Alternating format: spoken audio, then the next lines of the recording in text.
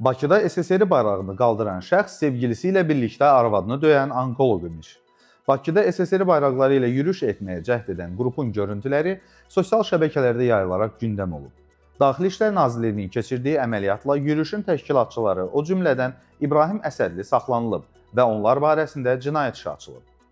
İstintaq müəyyən edib ki, həmin şəxslər xarici maliyyə dəstəyi ilə ofis icarəyə götürərək qrup halında fəaliyyət göstərib, kommunist ideologiyasını təbliğ edib və müxtəlif təbliğat materialları toplayıblar. Lakin bu fiqurun adı bununla bitmir.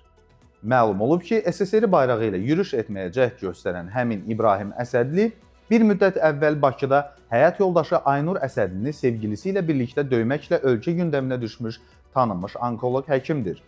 Hadisə Nizami rayonunda Loğmet klinikasının qarşısında baş verib. İbrahim Əsədli qeyri-rəsmi münasibətdə olduğu digər Aynur adlı qadınla birlikdə həyat yoldaşına döyüb. Mübahisə həm klinikada, həm də həyətində davam edib. Zərər çəkən qadın polisə müraciət edib və iş üzrə ekspertiza aparılıb. Azərbaycan Səhiyyə İctimaiyyətini sarsıdan başqa bir detal isə bundan ibarətdir ki, araşdırmalar zamanı İbrahim Əsədlinin müvafiq sertifikatı olmadan həkim kimi çalışdığı da ortaya çıxıb. Bu qalmaqaldan sonra o, Loğmet klinikasından tamamilə uzaqlaşdırılıb. Daha sonra İbrahim Əsədlinin ölkədən qaçdığı da üzə çıxıb. Həyat yoldaşı bildirib ki, o martın 21-dən sonra evə qayıtmayıb və gizli şəkildə Azərbaycanı tərk edərək sevgilisi ilə birlikdə İtaliyaya gedib. Arxasında isə xəstələr, ailə problemi və istintaq sənədləri qalıb.